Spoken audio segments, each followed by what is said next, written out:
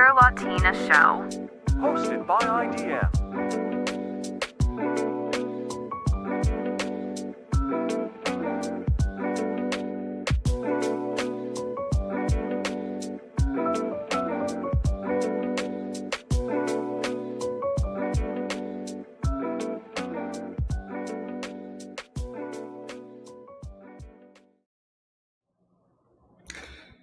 And we are live today. Yes, it's not recorded. Welcome back again, everybody.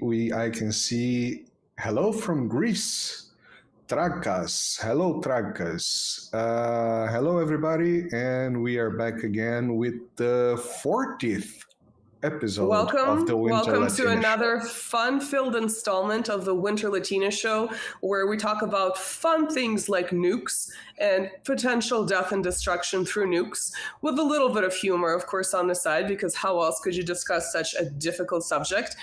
As you could probably tell, I'm a little bit jittery because I've been awake since 3 o'clock in the morning, so I'm very caffeinated. I'm ready to go. I'm hoping that I'm not going to crash halfway through the episode, but if I do, it might add to entertainment value of this particular episode. That does not normally happen. Usually we just have dogs, but everyone is used to the dogs. We have babies crying, but I think everyone's getting used to that as well. So that would be something new. So if you see my head plopping and smashing the keyboard, that's why. How are you, Marcelo? Are you also as sleep deprived as I am? Yeah. Just yesterday I had a conversation with Larry Johnson and I said that I am ready for CIA, what's it called, torture sections. They cannot beat it. Careful what you wish for, Marcelo.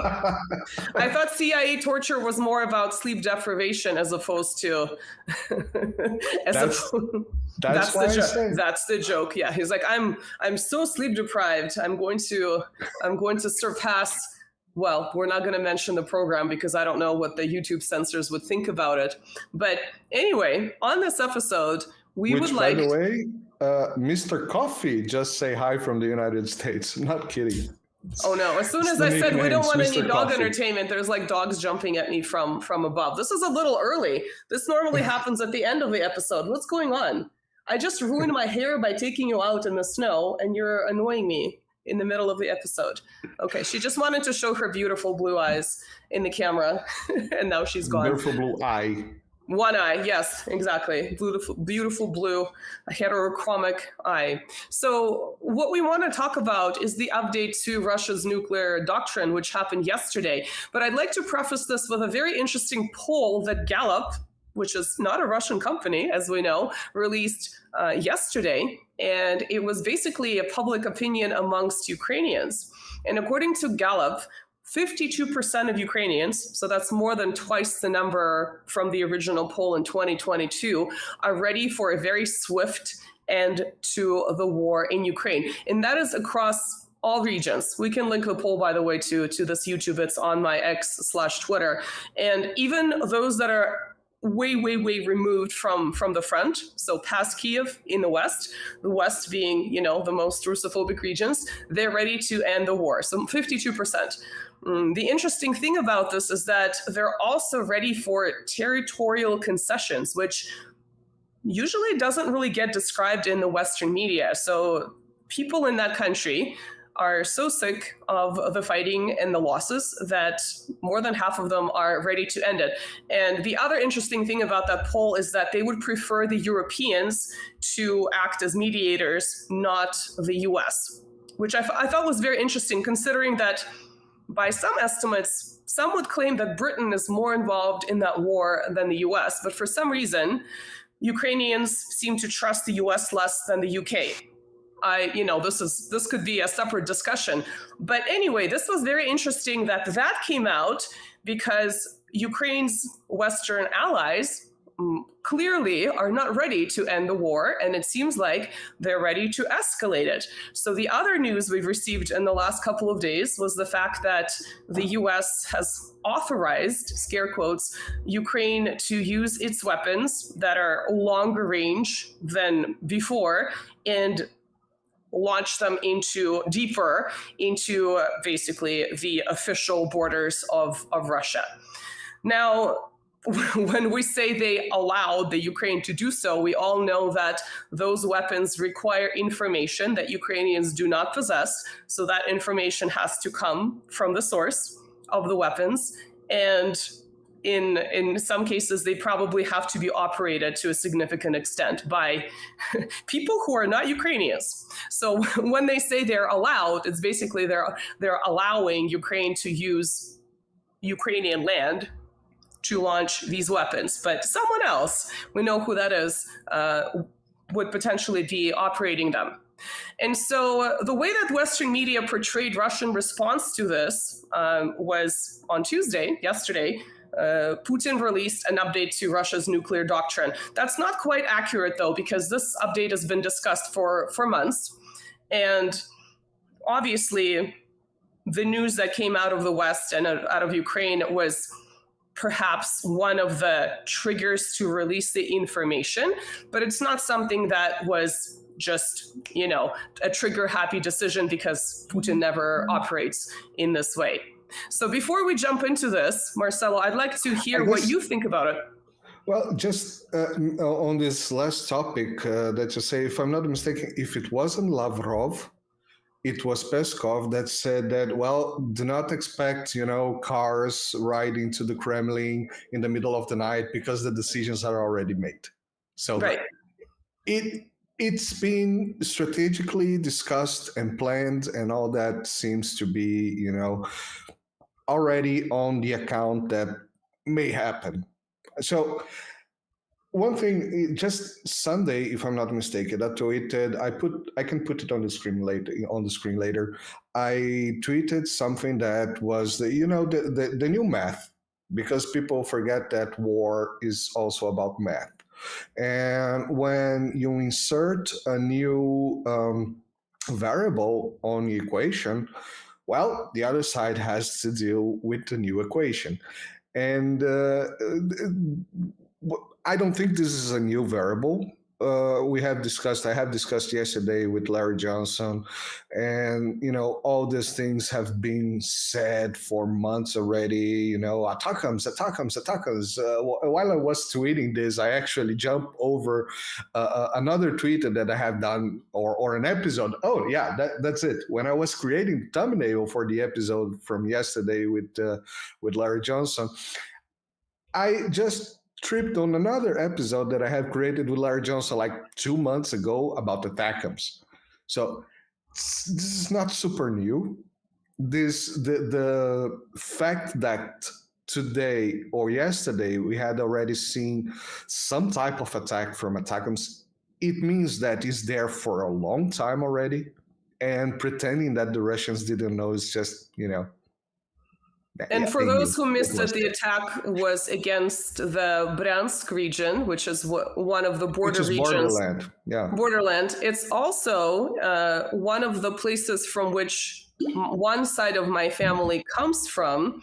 And so even though unless I've been there as a kid, I really have no recollection.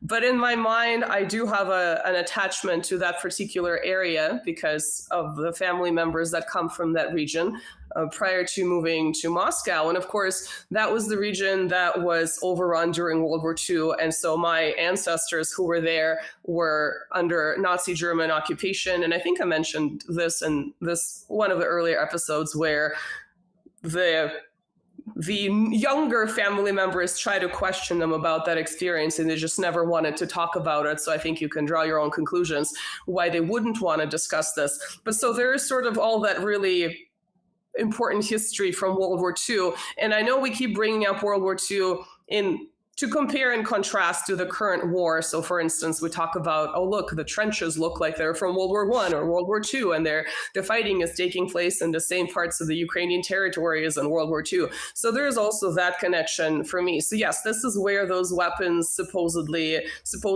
were supposed to hit. From what I understand, most of them were deflected by Russian air defenses, but that was the news. And so, yeah, I think the way the media is framing this as usual is, so there's sort of some truth to what they're saying For instance, the most important takeaway from the Russian nuclear doctrine, which we will discuss in detail in a few minutes, is the fact that the threshold of what a threat is and how nukes can be used in deterrence from the Russian standpoint, defensively from the Russian standpoint, has been lowered. So there are more possibilities in the way that they can be used compared to the previous update that came in 2022. And of course, the original doctrine is from the year 2000. So it's been updated a number of times since then. So that part that I like to peruse the Western media to see how they frame things. So that part is true. And we'll talk about that momentarily. However, when they talk about, Putin's threats and just using very exaggerated language, talking about how it's nuclear. No, I don't think they use the word brinkmanship. I can't remember, but it was something along the line of threats. And usually, if you actually Google this without using a VPN and you Google it in Russian by using Google, you don't really get any Russian sources. You get like Deutsche Welle in Russian. You get the BBC in Russian. So you actually have to go to Yandex to see what the actual Russians in Russia are saying without having the filter of the Western media in the Russian language. But anyway, so the way that is being presented is a little bit disingenuous, to say the least, because even if these people consider Russia an opponent, in my opinion, when you're dealing with something as serious as nuclear weapons, you probably want to understand your opponent to the best of your ability. So if from Russia's perspective, this is a deterrence and this is a defensive mechanism, sort of the most extreme defensive mechanism there could be, then perhaps you should reveal that in the articles that you're publishing about the update to the nuclear doctrine. But we'll get there. We'll get there. So what I'd like to do first is, I don't want to spend too much time, and of course these are my famous last words as soon as I say, I don't want to talk about history for too long. We want to talk about history a little bit, right? We want to go back to the original development of nuclear weapons, right? So we want to talk about the fact that, everyone knows the Manhattan Project in the US was developing nukes during World War II. And there was a change in leadership, for those who don't remember, where Franklin Roosevelt passed away in the spring of 1945, and Harry Truman took over as America's leader. And so that had some impact on the interactions of the big three, right, amongst the big three, so the US, the UK, and the Soviet Union. From Stalin's perspective, he was sort of suspicious of, he would probably call them the Anglo-Americans, but he had a better relationship with FDR as opposed to Churchill for many reasons. He just got along with him better. He found Roosevelt to be more reasonable. Perhaps there was a suspicion of the UK in terms of the history of Russian-British relations over the long term. Certain things that Churchill would not agree to as well. So here we have a new president coming in, and we know that, I don't know if you remember this famous quote by Truman when he was still a senator in 1941, but he basically said, if the Russians are winning, we should support the Germans. If the Germans are winning, we should support the Russians to make sure they kill as many as possible. I don't know if Stalin was aware of this quote. I'm pretty sure Stalin was aware of everything because it was something that was published in, publicly in American newspapers in 1941. So obviously when Truman became president, everyone knew that FDR was sick, but I'm not sure if they expected him to just die, what turned out to be a month before victory in Europe. I think they thought he might last a little bit longer. So obviously as president, Truman had a little bit more responsibility, to say the least. So I'm not sure if by then he had the same kind of thinking. And of course, by then the US was, for better or for worse, an ally, right, in this group with the US, UK, and the Soviet Union. But nonetheless, I'm not sure if Stalin had a more positive opinion of Truman coming in to the big three at the tail end of World War II than he did of Roosevelt. And so if you remember the last conference, the last major wartime conference was in Potsdam in July 1945. This is where the Allies, this is after victory in Europe, right, in May 1945, they were discussing what to do with Japan. And they were pretty much set in terms of what they wanted. They talked about, seeking unconditional surrender from Japan. They received another confirmation that the Soviet Union would enter the war in the Asia Pacific theater, because now the Red Army was free, no longer having to fight in Europe. As a reminder, approximately 75% of Nazi German losses on the Eastern Front were thanks to the Soviet Union. For those who do not forget, we have to mention this every time. And so anyway, this was the setting for the wartime conference. And this is when Truman found out that the New Mexico atomic test was a success, right? So this is the weapon that ended up being used very shortly in Japan, in two cities, in Hiroshima and Nagasaki. So Truman kind of informed in a vague way Stalin. I don't think he gave him too much information. He talked about a very powerful weapon that the United States now possessed. And there are lots of theories about using nukes on Japan. So the traditional explanation is that Japan was not surrendering, even though they were sort of done fighting and they had nothing left in them. But the very strong, I wouldn't even say it's an alternative theory, is that this was a demonstration for the Soviet Union in the early stages of the Cold War, right? So the end of World War II, the beginning of the Cold War, of the new weapon that the US possessed. So I lean towards this other part a little bit more because it was unnecessary to strike Japan, in my opinion, because the Soviet Union was about to join that fight, and they did, of course.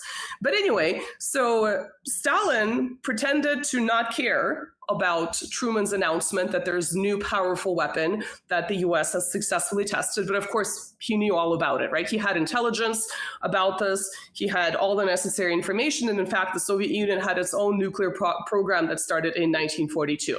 So the Soviet Union wasn't too far behind the US in terms of developing nukes.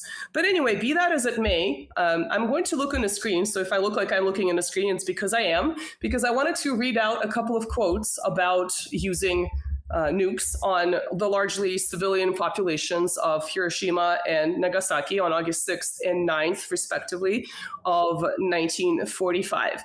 So American historian John Dower, who's written extensively about this topic, and he's lifted interviews from documents, et cetera, called the aftermath of Hiroshima a quote unquote living hell.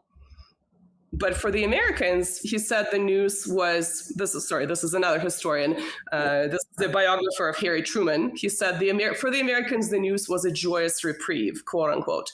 So the Americans perceived this as payback for Pearl Harbor, although one would make the claim that the scale of Pearl Harbor and Hiroshima and Nagasaki are just incomparable. So if your goal was revenge, I don't know how you can compare the two, but be that as it may, here's what John Dower writes about the first ever in history, actual practical use of this new weapon. Quote, "There was a widespread sense of having experienced a forbidding, surreal new dimension of existence, which no other people could hope to comprehend. Such consciousness of nuclear destruction became an integral, even if not always evident, part of all subsequent attempts to come to terms with the war's meaning. It reinforced a pervasive sense of powerlessness and lent an eerie kind of specialness to what might otherwise have felt like a pointless defeat." End quote. So, very powerful quote. I'll read you another one in a second, but just to give you context, as promised at Potsdam, the Red Army entered that theater in Asia the next day, essentially within the next 2 days. So it's like 1 million people entering Manchuria. So just to kind of show you the scale of the Soviet participation that was promised and that was delivered, again, to show you that really not necessary to use nukes on a largely civilian population with subsequent birth defects. And, we've all seen the videos, we've all seen that information in terms of what the scale is. Now, the other quote that I'd like to read to you is from a book called Facing the Mountain. It's also by an American historian. His last name is Brown. But if you Google the name, you'll come across this book. And it's about the Japanese Americans in the American Armed Forces in World War II. And so what we know about Japanese Americans who are US citizens is, well, lots of their parents were actually in what is euphemistically called internment camps, but what I would call concentration camps in the US. So a very interesting experience of these people fighting for the US while their parents are being imprisoned. And in fact, being very high-performing soldiers, primarily in Europe. So this particular quote comes from the sister of one of these soldiers who was an American citizen. She was ethnically Japanese, but she went to live in Japan. And she happened to live outside of Hiroshima. And she missed the nuclear strike by pure fate. She missed her train that morning. So she was very close, but she missed being killed in this particular way. So she said she, quote, saw a flash of light, unlike any light she had ever seen, end quote. And then she described, quote, the most exquisitely beautiful thing she had ever seen, end quote, which was, quote, a towering tulip-shaped cloud, end quote. Usually we talk about the mushroom cloud. She describes it as a flower. And then, of course, once she realized what had happened and she managed to make it to Hiroshima, the actual city from the suburbs, she talked about the city looking like the wasteland. Essentially, everything was just black smoke and ashes. And she talked about trying to help people who survived the initial strike and pouring water, quote, into the mouths of people with no faces, end quote. So very striking imagery. And this is compared to what we have today, 75 years later, more than that, right? Rudimentary nukes. We have much, much, much more powerful weapons today. So that's just to kind of give you a perspective of the impact that these weapons have, which is not to say that conventional weapons don't have terrifying impact that we see on the news every day with social media and all the reporting, right? So that just to put things into perspective. But anyway, so this is 1945. We can have a separate episode about whether or not it was necessary to strike Japan, again, primarily civilians of Japan in 1945. But by 1949, the Soviet Union developed and successfully tested its own weapons. So it was sort of 4 years behind in that regard. And so the Americans perceived it as, quote, a whole box of trouble, end quote. Probably an accurate description of what had happened, because of course by then the Americans no longer had the monopoly on this types of arms.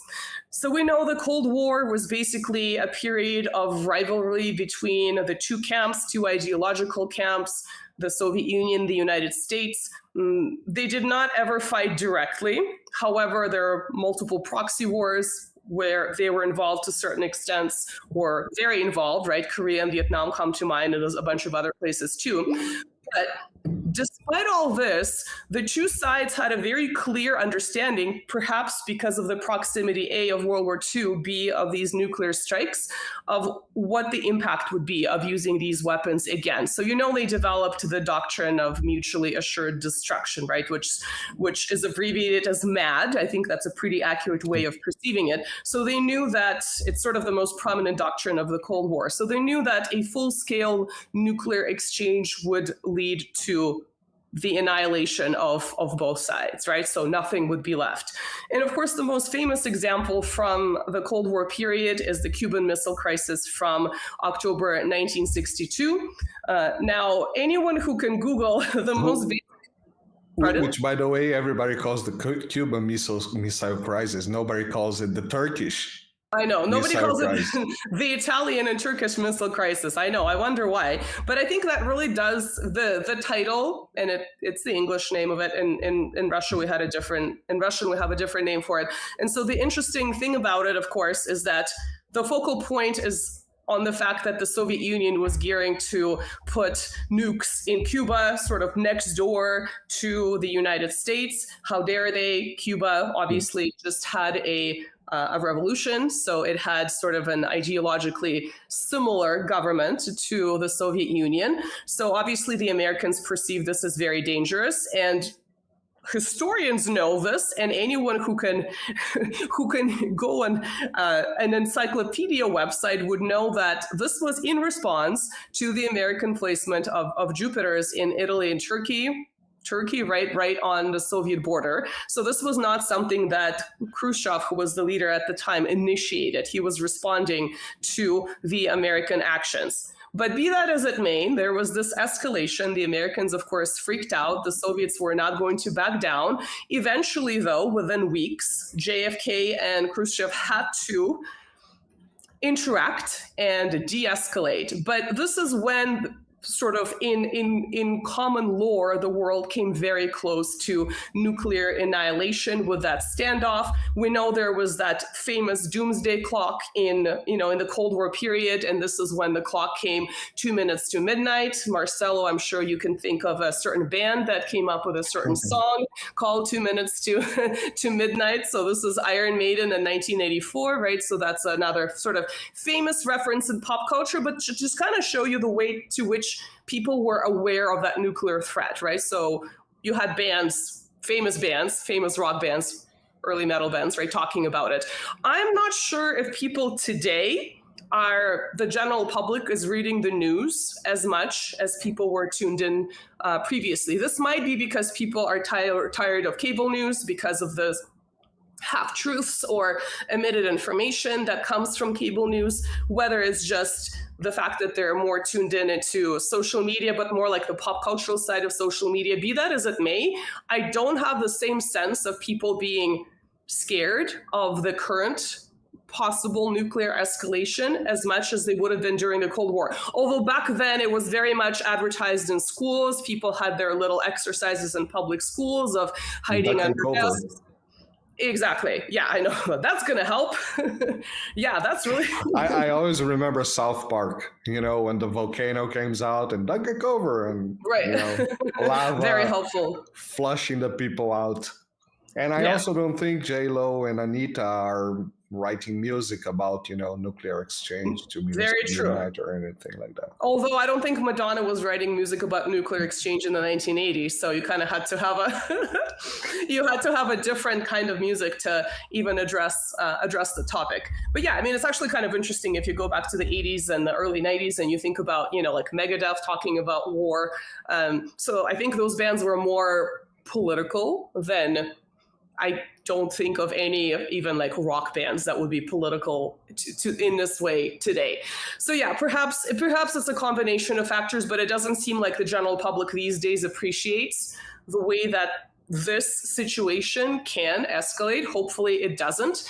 But nonetheless, to go back to the period after 1962, that brinkmanship basically set the way for greater cooperation between the US and the Soviet Union in terms of sort of reducing. I know they never fully reduced their arms because obviously Russia and the US still lead the way in terms of having the total number of nuclear warheads. But they basically started working on mutual, despite all the differences, ideological differences, political differences, they started working on mutual arms control treaties. So the first talks they're known as SALT, right? So SALT 1 and SALT 2, strategic arms limitation talks, they happened in the early and late 1970s, respectively. Started in the late 1960s. Famously, the early ones were led from the American side, or pushed, I should say, by Kissinger, right, who recently passed away. So that was sort of an end of an era. So on the one hand, he's doing very good things in the realm of controlling nukes. On the other hand, he was doing very bad things in terms of the things that the US was doing in Southeast Asia in the context of the Vietnam War, Cambodia, and so on and so forth. So he's a very contentious personality. I know when we bring them up, people have a very dramatic response one way or another. Some people consider him this amazing statesman. Other people consider him this monster, right? So I guess it depends on both. It could be both. Yeah, it just depends on the focal point, I think. So anyways, he was one of the people on the US side pushing for these talks. Obviously, Brezhnev was the Soviet leader at the time in the early 1970s. And so those talks were pretty successful. Some agreements were signed. One agreement was the ABM, right, the Anti-Ballistic Missile Treaty. And so this was Brezhnev and Nixon, right, who was presiding over the U.S., over Kissinger. Some would say Kissinger was more in charge in terms of foreign policy. But anyway, so this particular treaty, I mean, there are many provisions in the treaty, but it basically limited the deployment areas for a particular type of anti-ballistic missile. So some very technical information there. And then in the 1980s, right, we had Reagan, who very publicly was obviously very critical of the Soviet Union, called it the evil empire, but behind the scenes, there was quite a bit of cooperation, trade, and so on and so forth. So again, it's a very nuanced situation, as much as I hate to say that. And a certain traitor, the last leader of the Soviet Union, whose name was Gorbachev. I think I'm being visited by a second dog. This is an unusual day today. It's like running way too early. Everybody wants to be on the screen today. They like to talk about nukes, and he's kind of blurred because he's not right he's in not the camera. on the focal point, yeah. No, you're not right in the focal. Do you like nuclear He's kind of weapons? all right. Do you like nuclear weapons? No, we don't like them. I know. Who's a good boy? Who doesn't like nuclear weapons? But anyways, so the two parties in 1986, there was a famous summit in Iceland, and they were trying to reach really far-reaching agreements, and they failed. However, a more limited treaty did come to pass in 1987. This was the Intermediate Range Nuclear Forces Treaty. I have to look on my screen because they're all abbreviated and they have really long names, and it's impossible to remember every single one. But basically, this was about abolishing the existing stocks of shorter range and medium range land-based missiles that did have the capability of carrying nuclear warheads. And then, we're now in the period of dissolving the Soviet Union, and this is important because this is when the START treaties launched. And the last START treaty is still technically functional, but it was suspended last year, and it's not going to be renewed. So that's really important. So this is sort of like the last piece of cooperation between the US, the Soviet Union / Russia that's sort of coming out of that Cold War period, but it doesn't look like, or at least today, at the height of political tensions, it doesn't look like there's going to be another one. But be that as it may, so in 1991, there was that initial START treaty, which stands for Strategic Arms Reduction Treaty. So that treaty has since been, again, it has multiple provisions about the numbers of bombers, about the numbers of other types like warheads that they can carry. Again, a lot of very technical information, but both parties agreed to this. And during the presidencies, respectively, of Obama and Medvedev, which Medvedev was in his liberal phase, although who knows if his current hawkish phase is real or not. Maybe he's had enough. He's always been a hawk. But be that as it may, the newer update to the START treaty happened during the presidencies of those two. And so this is the treaty that's still functional until 2025, and the Russian side with the latest developments. Last year it got suspended, but Russia was still sort of following the provisions of the treaty, although it's suspended. I mean, it's sort of like a half suspension, I guess. I don't know how else to describe it. So officially they suspended it, but they're still following certain provisions from it. But more recently, they released the information that after this treaty expires, there's not going to be a new one. It's sort of like the last big piece of cooperation between the two countries, which some would say is very dangerous, that there's no more talks in this regard. But yeah, this brings us to modern history. But before I jump into the actual updates to the current Russian nuclear doctrine, do you have any impressions from what I've described? Well, yeah, one thing that is important to mention, I think, about the START treatment. Oh, dear boy. Treaty. I'm sorry, everybody. I'm in the same situation, and I'm not caffeinated. He's not caffeinated. But yeah. He's not on any fun Zelensky medications, so yeah, maybe you should try that. I don't do those stuff. You'd be like that on camera. To victory!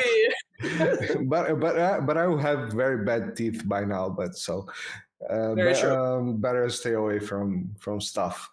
One thing that Scott Reeder, for example, always mentioned is the fact that even though there were these treaties, the United States was not always very accomplishing them. So example, yeah, you have to destroy this nuclear capable airplane. All right, we cut a wire and now it's not nuclear capable anymore. Dude, you can just put some tape there and it's back. You have to saw it in the middle, and yeah, and at the same time, United States was always accusing Russia of not being very keen to the treaty. So there's I think with the U.S., it's important to note that U.S., as being the leader of NATO, has a nuclear sharing program, right? And so obviously there are other countries in NATO, like the UK, that have nukes. Maybe this would be a good time to, can you pull up that statista graph so that people have a good idea of who has what? You be sure it's on the right place, yes. So yeah, but as far as NATO goes, if you guys can look at the graph, it's basically the US, the UK, and France, right? Those are sort of the three leading powers. But there's also nuclear sharing. So for instance, Poland, right? Poland, which is basically next to Russia, can host weapons on its land that have nuclear capabilities. And so this is probably what Ritter, I'm assuming this is what he was talking about, where yes, they might have reduced certain types of arms and certain types of planes and certain types of missiles, but at the same time, there's this territorial expansion of getting closer and closer to Russia's borders by hosting these weapons in technically non-nuclear countries that may not possess their own weapons, but have the capability of launching them very, very close to Russia. And of course, when you think about that part of the world, Kaliningrad, I should say this with more, with a more of an American accent, but it's sort of been, once the USSR dissolved, it's sort of been detached from mainland Russia, right? So it's this little Russian outpost that Russia's got as booty in World War II, right? This was Königsberg. People are still getting their panties in a bunch of, let's give this back to all the German speakers. And no, that's not going to happen. But yeah, so it's sort of this outpost there. And so on the one hand, Russia has this access. On the other hand, it's problematic where that city can be cut off, right? So that's sort of a dual-edged sword, right? So when we think about Poland, yes, there's also the issue of distance, but there's also Kaliningrad there too. So it's sort of a little bit more nuanced again. So is there anything else, other than the US sort of adhering, but not quite adhering to the terms of the treaty and constantly accusing Russia of breaking it? Yeah, I don't want to do the devil's advocate on this one. Okay, so yeah, let's pretend none of the two were playing ball. Let's just pretend. No, both of them. I don't trust you. And then okay. In any case, there was a treaty, and it was being slightly done. Not necessarily perfect, but there was something. As soon as just a lot of discussion. Again, if you go back to the Cold War, since the Cuban Missile Crisis, there was a lot of communication. And remember, this is all happening with the backdrop of the Vietnam War going on, with the African decolonization and Angola, and there is a lot of fighting going on, and some of it can be considered proxy fighting, right? There are some places that, let's say, Cuba supported more than the Soviet Union, some places like Vietnam, obviously, and Korea, where the US was directly involved. But all of this is happening as there are hot wars happening on the planet, much like there is this proxy war with Russia and NATO using, NATO using Ukraine as its proxy. So a little bit different, I would say. It seems like diplomacy is at a very, very low point compared to what we thought was the biggest global conflict of the world, right, in the history of the world. And are. And I'm sure there's some kind of backdoor communication between the militaries to make sure that nothing awful happens. We had our Serbian specialist a couple weeks ago talking about this. And a lot of people suspect this is the case. Obviously, it's all rumored because this is not something that's going to be released to the media. But in terms of official diplomacy and having these official meetings and talks like SALT 1 and SALT 2 that I just mentioned to you, these summits between Reagan and Gorbachev, etc. This is just not happening. And the lack of talking is obviously problematic, even if each side would consider the other an opponent, an adversary, an enemy, whatever term you prefer to use. Eventually, there has to be some kind of communication, and it seems to be down. Even with some level of communication, let's pretend, okay, there's no phone calls, or the other day we had a phone call between Olaf Scholz and the Putin. Even with that, there is no reasonable talks. It's you either do that or I'll do that or else. Yeah, the beginning of, I understand that people bargain, but sort of the starting points of bargaining are so far away from each other that, because from what I understand, Scholz was like, okay, Vlad, you got to pull out your troops from Ukraine. And Vlad was like, but we're winning. Why should we be, you know what I'm saying? Like, it's just like, What is even the point of this? You're not even bringing a reasonable bargaining starting point to the table. So what is even the point of this phone call? And even without that direct connection, you always have, the media.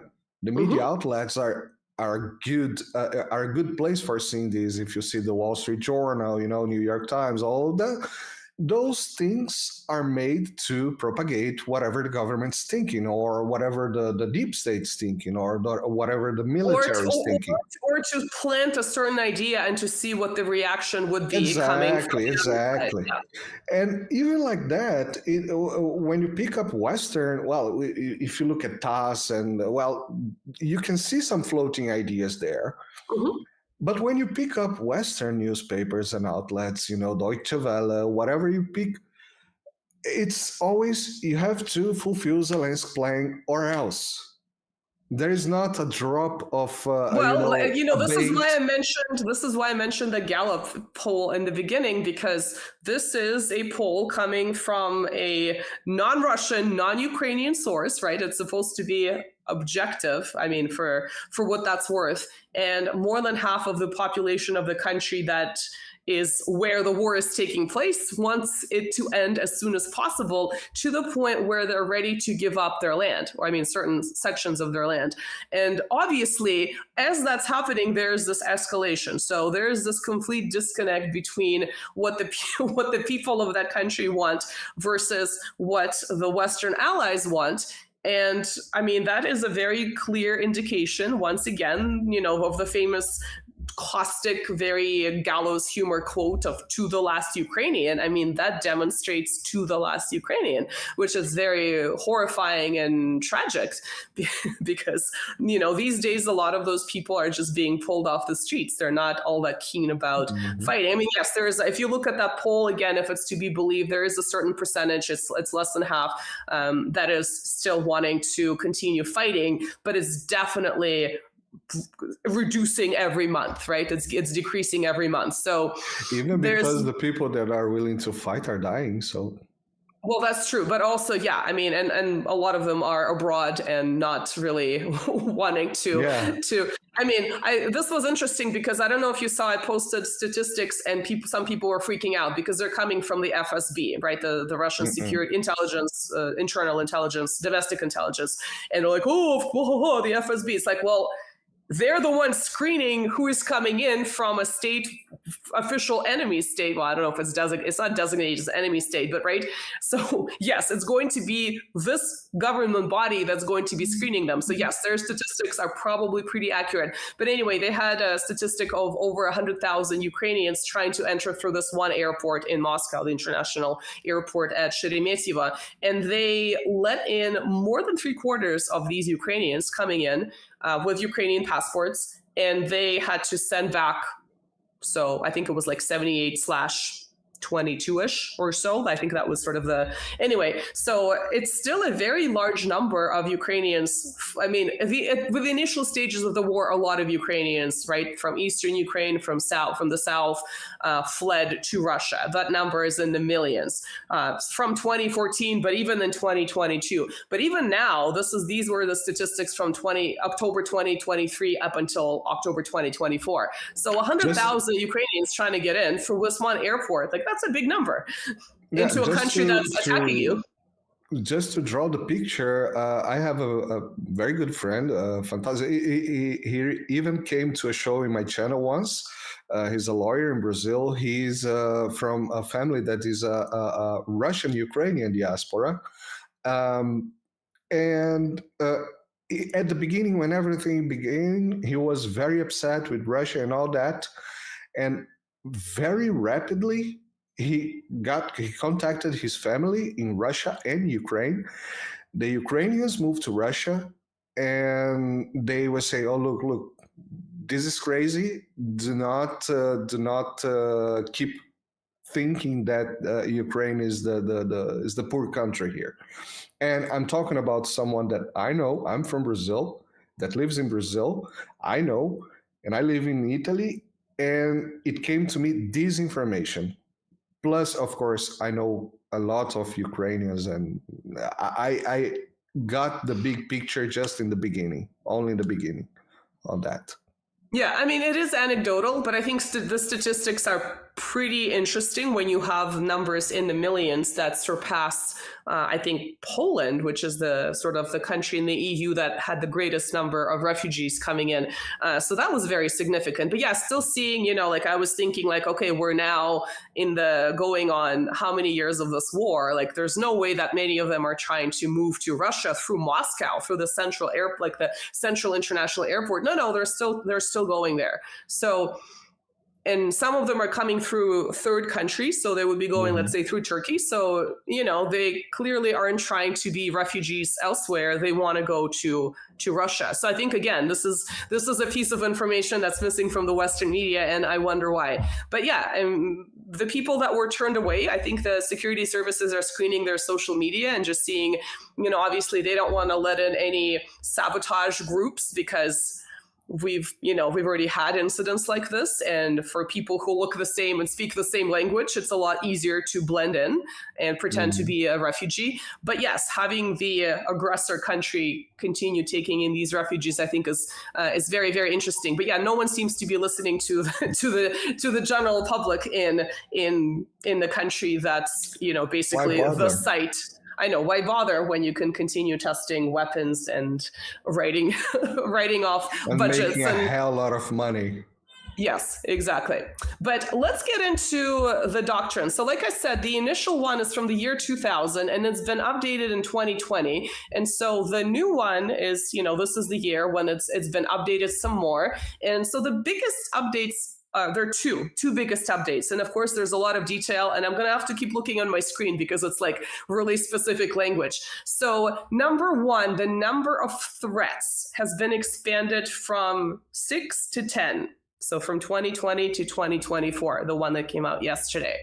And the number of scenarios of using nuclear weapons in an extreme case scenario has risen from 4 to 5. So there's one new scenario that's been added. I'm going to read it off the screen just so that you have the wording. I'm translating it directly from the Russian. So according to this completely brand new scenario, Russia may use nukes upon, quote, receiving reliable information about a massive launch or a takeoff of air and space attack weapons. And then it lists the types of weapons. So these could be strategic or tactical aircraft, cruise missiles, unmanned weapons. This one was interesting to me because that sounds like drones. I know we use the term drones to describe lots of different things, but there's been so many drone attacks on Russia. This was interesting to me. Hopefully some military expert can explain this to me, why that's there and if that's a change.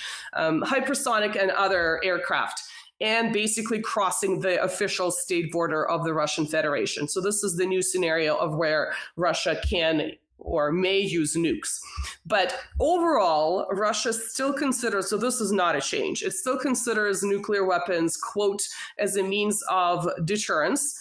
And the use of such weapons, quote, happens in extreme scenarios as a necessary measure, end quote. And it's going to use all means necessary to reduce nuclear threats and not use such weapons because it doesn't want to aggravate relations between different countries that could provoke other military conflicts, including nukes.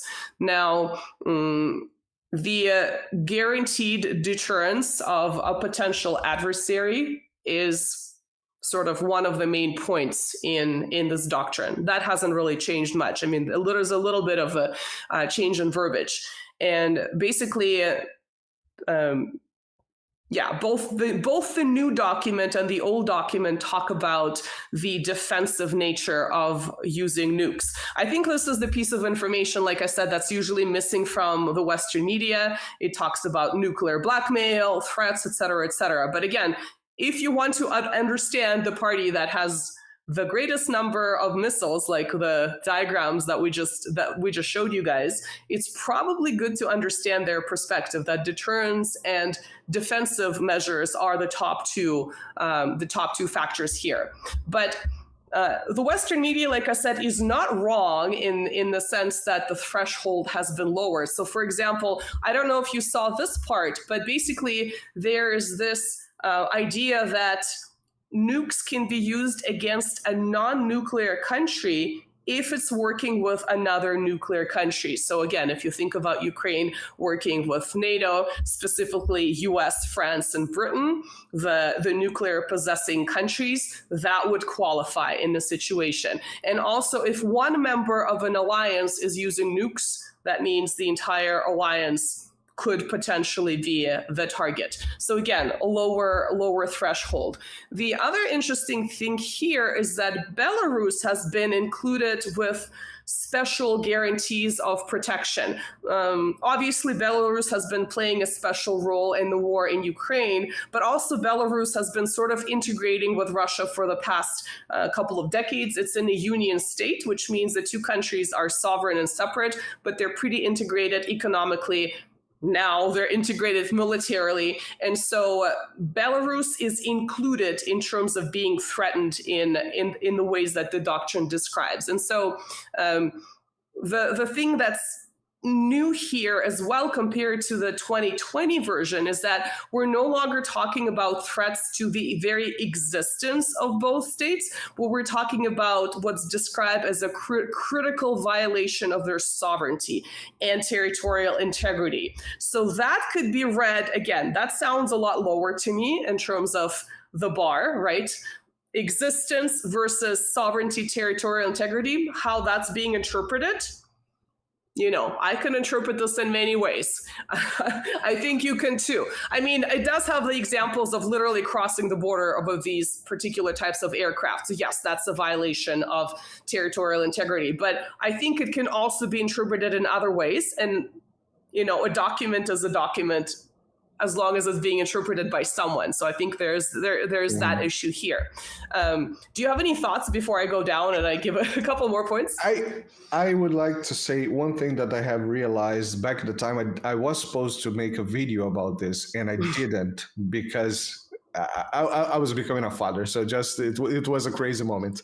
The thing that I realized on seeing this, because you see, a doctrine is a doctrine. Yeah, of course, you have to follow it. But, you know, if there is big things on stake here, you're not going to, you know, build a trial, call some lawyers, let's analyze this. You're just going to push the button. We have to understand that, but having a doctrine is important because it stays. It perdures for next presidents and whatever comes after this moment. But when I did a live stream with another another channel from Brazil the other day, and one thing that I realized was that when Russia came with these changes that were a couple of months ago, and now this one, what they are doing is that they are working the bureaucratic mind.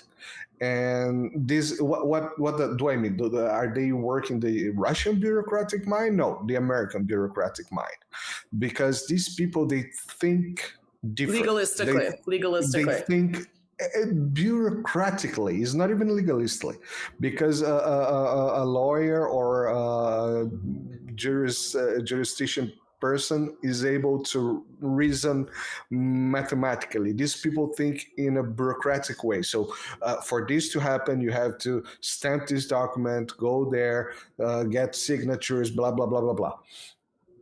And that's what they do. That's why they do proxy wars, because what they see is that, it's not us. It's not us. Yeah, we go to the UN, we say it's not us. Well, it is not us. What can they do? Nothing. And then we win because it's a proxy. They die, we win. The other side does not see like that. People do not see like that. People actually are capable of reasoning and seeing what is happening behind the scenes, behind the curtain of bureaucracy. When the Duma and Putin and whoever rewrites these bureaucratic clause to the doctrine, what they are saying is, say, look, I'm writing an anti-Article 5. So you have your Article 5, fine. Now I have this. Try messing with me. Try sending your proxy to mess with me. I'm going to blame you. That's what I'm going to do. I'm going to blame you. And now it's on paper. It's now written. It's codified. Yeah, now it's codified. Yeah, no, that's how I interpreted the statement about non-nuclear states working in an alliance or coalition. And it has a bunch of verbiage describing what the formations are. I think exactly like you're saying, it's using that legalistic / bureaucratic language to cover different types of cooperation between, e.g., right, Ukraine and NATO countries, so that it's all covered in there. But let me read out a couple of other things from sort of the updates to the doctrine. And some of them might be sort of not massive updates, but sort of renewed language. The first two that I named were the newer features that got added just now. But basically, what else? That the other thing that it mentions is that a threat is also qualified as a creation and expansion of units that bring military infrastructure closer to the borders of the Russian Federation. The isolation of part of Russia's territory blocking access to transport communications. I was thinking Kaliningrad, but this could pertain to other parts of Russia as well. The destruction of environmentally hazardous facilities. You know, we can think of a few attacks on the Russian Federation in terms of oil refineries and so on and so forth that could lead to, nuclear, of course, yes, but also other types of energy, right? Lead to man-made environmental and social disasters and planning and conducting military exercises near borders. Like that one is very vague, or I mean, we know NATO loves to conduct military exercises within 300 meters of Russia's borders in Estonia, right? So that I thought was very interesting. Again, I don't know who is going to be interpreting it and how. Like you're saying, it might not be a lawyer. It might be like press the button, which is kind of scary. And the other thing that comes here, let me see. Oh yeah, okay, so. The previous conditions talk about, threats to the existence of the state. So I already mentioned that. Now it's more about the critical facilities that could disrupt the responses of the Russian Federation. So again, it's a little bit lower of a threshold. I mentioned the aircraft. And and of course, there's a clause of compliance with international obligations in the field of arm control. this is why we discussed some of these treaties. This has been replaced by the principle of centralized use of nuclear weapons, including those deployed outside the Russian Federation. I'm assuming this is referring to Belarus.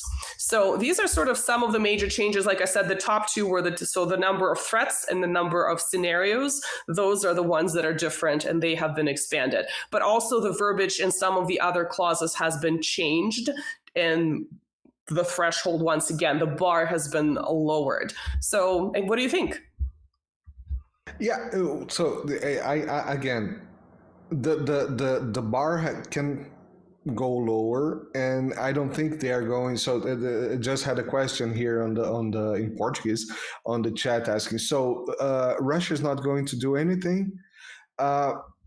Basically, I guess no. I would guess no. Unless well, do anything in what itself, regard? Like, is it going to shoot at Poland? Like, what do anything in what? I mean, yeah, it's a very vague question, but basically what I see is that. So we were mentioning the Bryansk attack recently. Mhm. It was an attack. Mhm. Will they respond?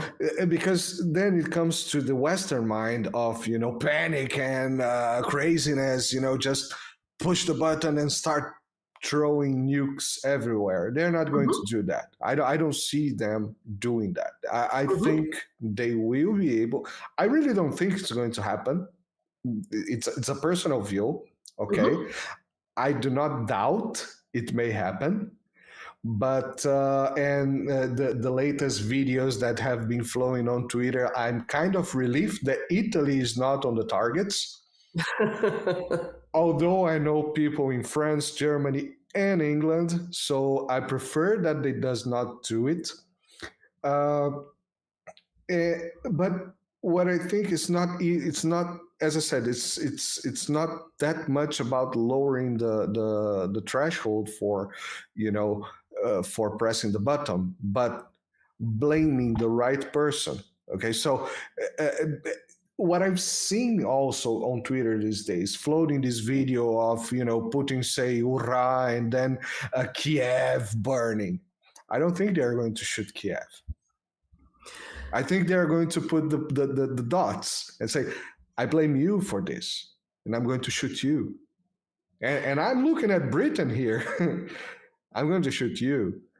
And that's the what way that's that what, Andrew, how well, I first see. of all, I mean, if we kind of pull back from this a little bit, obviously, when you issue a statement as your presidency is about to come to an end, that your proxy war underling is now able to shoot, quote unquote, someone is going to provide them information. We could possibly know who that might be, shoot deeper into the Russian territory. I mean, that is an escalation. So there's no way that Russia can just swallow that and say nothing, right? So there has to be some kind of a response. So obviously the release of this information about the updated nuclear doctrine, even though it's been clearly worked for a while, clearly the timing was timed in a particular way. So I mean that is, from the PR perspective, this is what happened, even though it's something that's been developed for a while. But at the same time, what the West has been doing on its side is it's been playing this game of nuclear brinkmanship, and it's been sort of ignoring Russia's red lines. And Russia has to respond in some way. When we say red lines, we talked about this before. It's not so much the red line of a statement, don't do this or I'll do this. It's also there's a time continuum. Something, remember we talked about this, where something in July 2024 may just be ignored, and maybe there is a perception of weakness in December 2024, it might not be ignored. So there's also that time factor that's playing out that's important. And the allowing of the permission, again, scare quotes, for Ukraine to use these longer range weapons, I mean, it comes with, well, not just the polls coming out of Ukraine that they're completely sick of war, but also the front in the forward eastern Ukraine is collapsing. Russia has been advancing massively. I'm not even watching every single village that they take, but whenever I tune into social media or the media, it's like every day there's a bunch of different towns and villages that are being mentioned as having been some people would say liberated, some people would say conquered.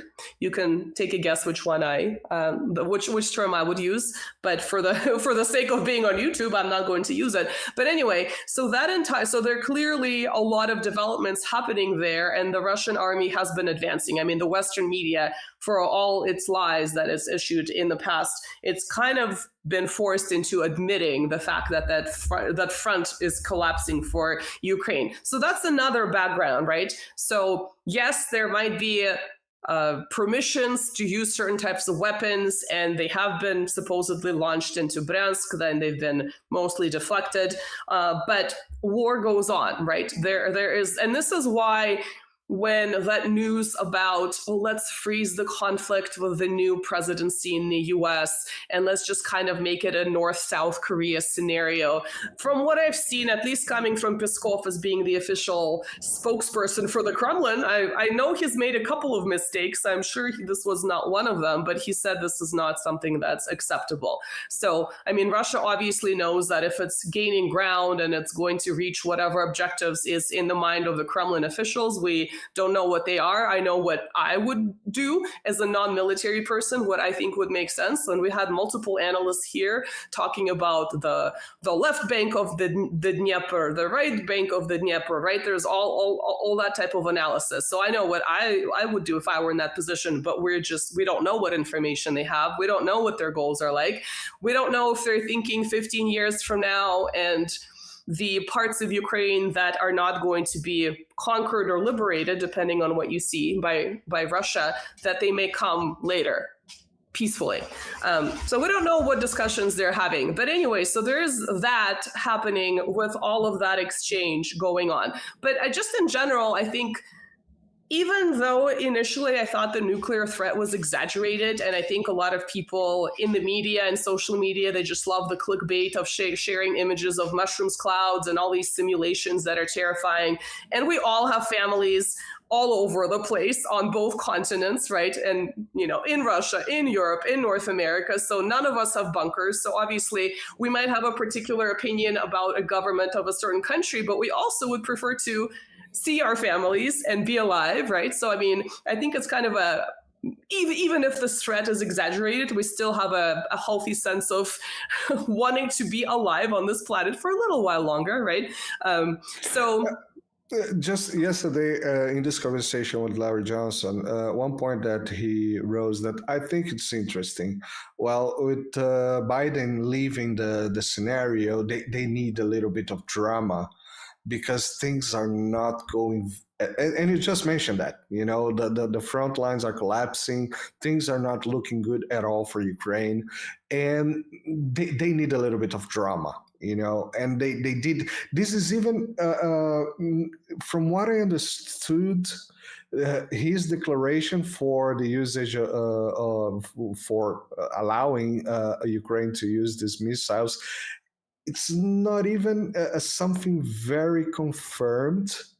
It's something that floated out of some newspapers. Yeah. Lucas Leroy, who you knew here in the channel, made a great article for Geostrategic Culture today, where he mentions also that it was not exactly said by Biden, but at the same time, it wasn't denied. So yeah, no, it came from sort of official media. From what I've seen, it hasn't been confirmed, but it was never denied either. And then, of course, it permeated. And again, it's kind of like you say, the media is being used to let out these feelers to see how the other side would respond.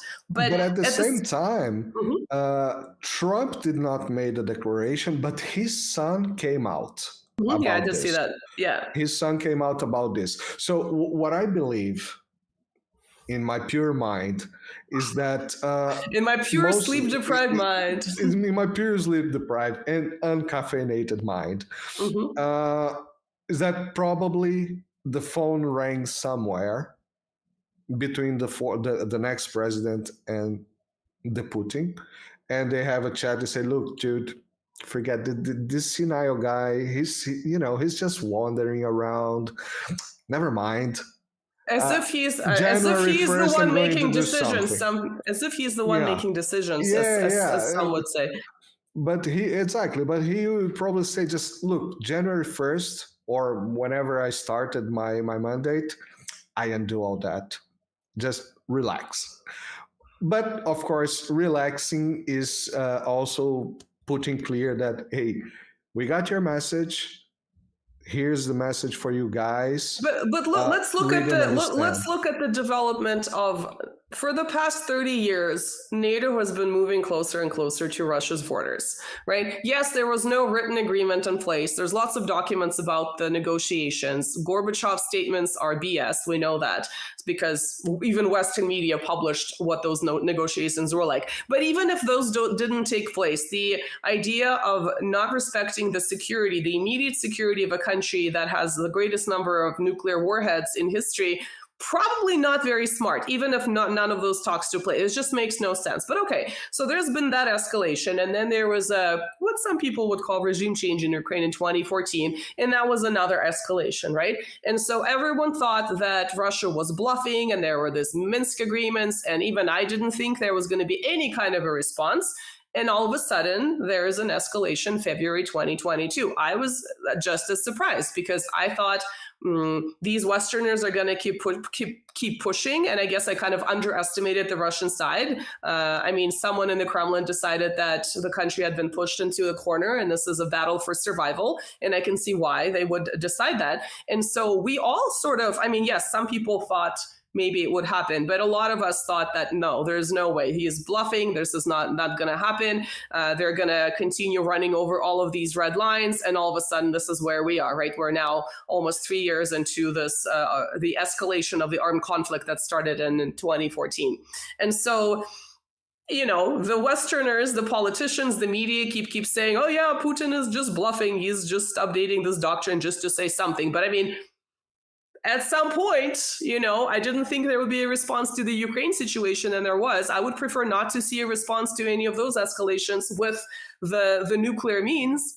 But I just think this idea of nuclear brinkmanship, of kind of ignoring that whole doctrine of mutually assured destruction that was born in the Cold War, is just very, very stupid. It's very reckless. And I think a lot of these people are bureaucrats. They're very much removed from actual wars. And yes, there's still military people somewhere in the background calling each other. We know that's happening even if we don't see it.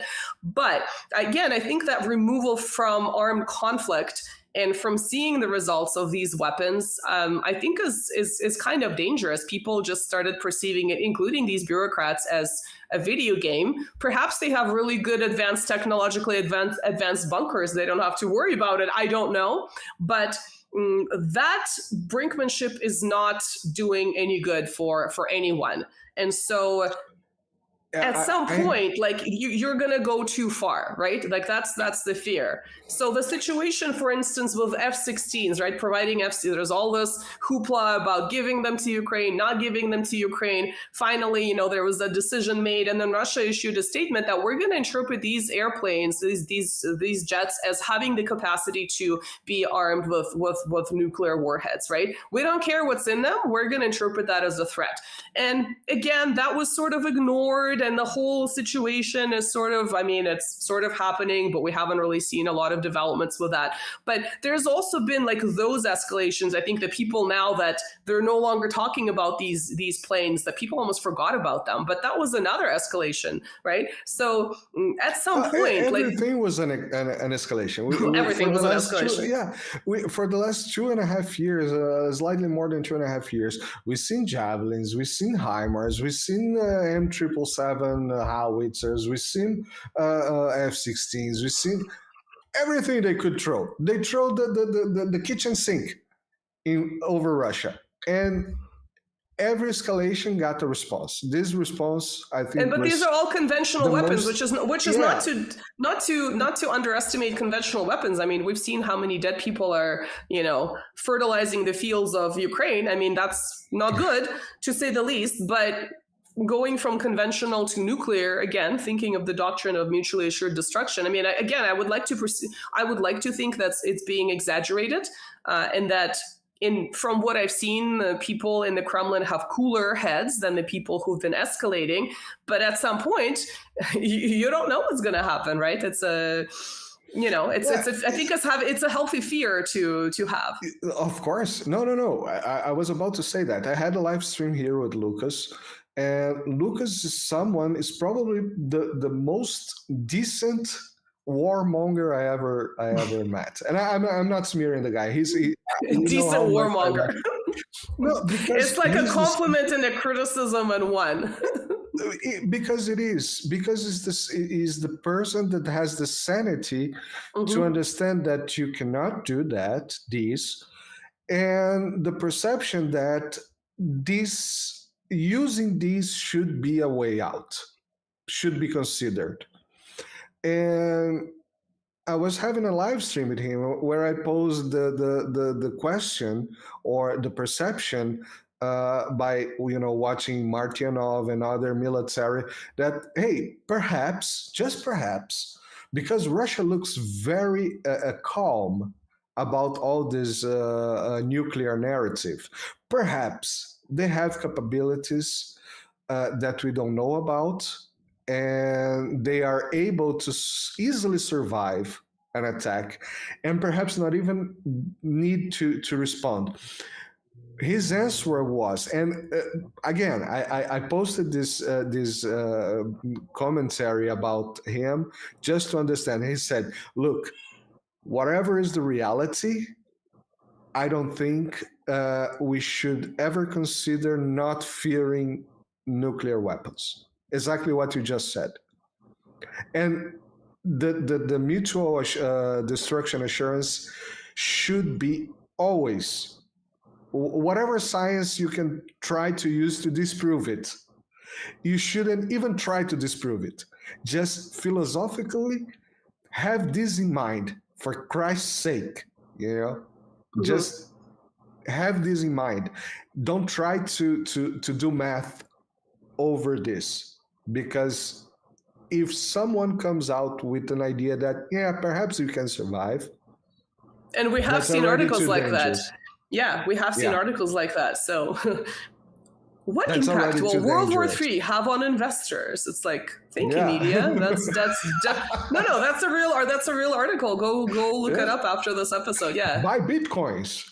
Well, I don't think they were promoting Bitcoin, but I think it was literally like how will World War III affect investors? This is like one of the famous headlines over the past couple of years. So yeah, someone in the media is a little bit disconnected from reality. Again, perhaps they have a really good bunker and a supply of food for several years. I don't know, but I do not. So it would be really nice for the side that's been consistently escalating to have a little bit of a dose of reality. And I don't want that dose of reality come from something like the Cuban Missile Crisis in 1962, because that escalation is the thing that kind of sobered everyone up, right? I can take sides in that equation, but again, had there been a nuclear exchange, it doesn't matter what side. I mean, you and I would not exist, right? So we're not quite that old. But so I don't want a Cuban Missile Crisis Part 2 with the potential threat of using nukes coming to 2 minutes to midnight, right? And then people on the Western side sober up a little bit. We probably shouldn't continue playing with nuclear brinkmanship. This is probably not the best idea. So I really hope it's not an event like the Cuban Missile Crisis Part 2. But who knows? I'm not sure if those people are really as disconnected from reality as I perceive them to be, or if they really underestimate Russia, thinking, it's bluffing, which I wouldn't even do that with like Iran, which has, supposedly has a much, much, much smaller number of nukes, or North Korea, which or none, or North Korea, which according to the graph now has 50, right? It was able to develop its own weapons despite the sanctions and the isolation. So I probably wouldn't play that with North Korea with its 50, definitely not with Russia with its, what is it now? 5,580. Yeah, almost 6,000, right? 6,000 nuclear warheads. So yeah, it's almost like if you don't want to play that game with North Korea, with little North Korea, probably shouldn't be playing that game with Russia, even if you don't like Russia and even if you consider it as adversary. So again, in my opinion, I always promote diplomacy. I kind of lament the fact that diplomacy seems to be, or the training of diplomats seems to be dead in the US. I mean, this is why I keep bringing up Kissinger, because he seems to be, for all the awful things that he had done in Southeast Asia, he was very diplomatic and very capable when it came to the two superpowers. So we can sort of isolate the two. I know some people really disagree with that approach, but these days, the people that get appointed, they're usually political appointments in the US. They're usually people who do not, let's say they're an ambassador, they're usually people who don't speak the language of whatever the country they're being sent to. Whereas in Russia, they kind of have to speak English and the language, and perhaps two languages of whatever the region is. So they're usually much, much more well-versed in the languages, in the culture, in the history. They're better educated. And by definition, that's going to create a better reception in the region for you as a diplomat, rather than just this overlord coming in who expects you to speak English and doesn't really know much about you. So that tradition of having diplomacy essentially dying in much of the West, and in the US especially, is very, very sad. So hopefully something can happen there, and something, someone like Lavrov, I don't know if someone like Lavrov can pop up in other countries, because that's an example of a traditionally trained diplomat who's very, very successful, right? Who's been around for a long time, and he's been through a lot, if you kind of think about the periods that he's lived through. But going back to the drawing board and going back to having talks, just having more communication, I'm always a proponent of that. I know it sounds very hokey, but that's sort of the starting point. And if we could have that during the Cold War, why can't we have that now? I mean, I think that says something about the caliber of leaders and whoever is behind the leaders, right? Put on your tinfoil hat in the official West that doesn't want that communication, where these very basic diplomatic routes and channels have essentially broken down. I mean, this is consistently what you keep seeing from the Russian side. Interviews with ambassadors from various Western countries, I sometimes look at those and they say, we would like to talk to them, but we have no way to do so because all the channels of communication have broken down. And I think when there's the idea of nuclear threats hanging over your head, even if it's exaggerated, again, we should have a healthy fear of it. I think it's really, really important. So Marcelo. Yet again, the Russians would probably say, well, Nina, you do not, well, you talk to your dogs, but you do not expect them to answer you. Right. Why waste time? We just had, what's her name? Kaja Kallas, who's supposed to come in the place of Joseph Borrell. Everybody knows Joseph Borrell, right? And now we have Yes. Kaja Kallas. Who knew that there could be someone worse than the gardener? Just yesterday, the Farinazo, a friend of mine, and who has another channel called Art of War, just said in an interview, about the Brazilian parliament. Saying that was not a parliament, but I'll call parliament because I missed the English word now. Just saying that if you think this parliament is bad, expect the next one. Right. If you think this government is bad, expect the next one. Yeah, I think it's kind of a very interchangeable quote. Yeah. So if you thought Angela Merkel was bad, take a look at Scholz. I think that's what I've been saying. But yeah, definitely is something to consider. So Marcelo, do you have any questions, or have we kind of addressed everything? And do you have any final words a final thought was that the map, you're not going to be seeing on the screen now. I just put it on the screen here. A map that I very childishly draw with 300 kilometer circles coming all the way from the tip of Belarus with Ukraine until Odessa. Not Odessa, until Crimea. So because Odessa is still not Russia. And what remains, you're going to see it on the video replay, but people on the screen can see what remains of Ukraine after 300 kilometers.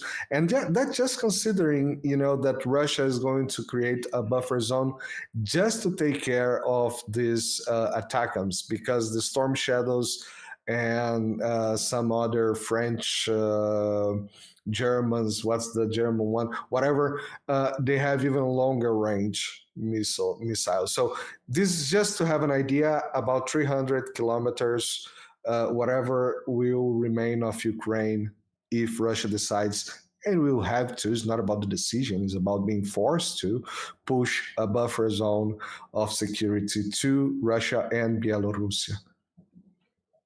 Yeah, pretty sobering, I think, for the residents of of those places. But yeah, it's, we talked about this on our Russian army episode. I mean, but it's come up before, where this is what Stalin did after World War II. It was not so much about, I want to be the king of the world and control Poland. It was like, I'm going to push the border and my sort of area of influence as far away from Russia proper, right, the Soviet Union proper, as possible, because Russia has been invaded through the Polish corridor on multiple occasions, whether it was Napoleon, whether it was Hitler. So that was the thinking. And so this is sort of a miniature version of that, of pushing the border, right, scare quotes, away from the official borders of the Russian Federation. We could maybe exclude the new regions from this idea. If we're thinking of the new regions that Russia considers its own, but the international community doesn't yet, then it's going to be even farther, right? Even farther to the west. But yeah, definitely something to consider. Do you have any questions? Have we addressed everything? And also any parting words from you? There is one question on the chat that I think it would be interesting to address, and this is: if a global thermonuclear war broke out, what would Marcelo and Nina have for last dinner? Well, I plan to survive because I'm pretty far removed from the important centers of North America. But of course, there could be like a cloud that's going to block out the sun. I might have to go catch some elk out here. I was actually really sad. I'm not opposed to hunting. I personally do not hunt myself, and I do eat meat. But I also don't like seeing, like beautiful animals that you see out in nature and then people shoot them. So I just recently saw a truck with 2 dead elk that have been shot. I'm hoping that the person who shot them was going to eat them and fully utilize them, but it still just made me feel very sad because I've seen elk in the wild and they're huge, right? If you think of a deer and now think of a giant deer, right? That's an elk. I don't think you guys have elk in Europe. I mean, there are other types of deer, right? Reindeer, et cetera, et cetera. Yeah, but they're just beautiful, big animals. And yes, people eat elk meat. But anyway, I was just like, I'm so sad. I know people eat them, but it's like, I don't like seeing dead elk because they're such gorgeous animals. And anyway, so I'm thinking if there's like a giant cloud that's blocking out the sun and there's nothing else to eat, I might have to go get some elk. That might be my last. But hopefully we're not going to get to that point. Well, I hunt all the way from my house to the supermarket, and I would have a big barbecue. Barbecued elk. I'll fax you some barbecued elk, even though I'm really not a elk. Yeah. So, but I'll hopefully put some chicken heart. I know. Hopefully we don't have to be at that point. So. So yeah, hopefully we have good thoughts. Hopefully there's cooperation, a lot of behind the scenes back channel communication between the US, the actual decision makers in the US. We don't know who they actually are, and the Russian decision makers. And there is some kind of a realism and de-escalation that can be achieved.